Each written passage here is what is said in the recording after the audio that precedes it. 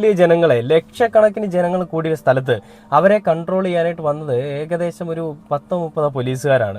അതേസമയം ഈ അപകടം ഉണ്ടായതിനു ശേഷം ലാത്തി ചാർജിനും പല വിഷയങ്ങൾക്കും അവിടെ കൂടിയ പോലീസുകാരെന്ന് പറഞ്ഞാൽ 300-3000-നും അധികമാണെന്നാണ് അവിടുത്തെ ദൃക്സാക്ഷികൾ പറയുന്നത്.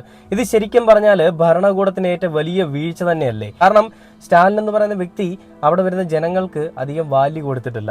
അല്ലെങ്കിൽ അവിടെ ഒരു പ്രോഗ്രാം നടക്കാൻ പോകുമ്പോൾ ആ പ്രോഗ്രാം നടക്കാൻ പോയ വിഷയങ്ങളെ പറ്റി മുൻകൂട്ടി അറിയാവുന്ന ഇത്രയും ആളുകൾ കൂടുമെന്ന് അറിയാമായിരുന്നിട്ട് കൂടിയും അതിനെതിരെ ഒരു പ്രിക്കോഷൻസും അല്ലെങ്കിൽ അതിനു വേണ്ടിയിട്ട് ആവശ്യമായിട്ടുള്ള ഒരു പ്രിക്കോഷൻസും എടുക്കാതിരിക്കുന്ന മുഖ്യമന്ത്രിയെ നമ്മൾ എന്ത് പറയണം?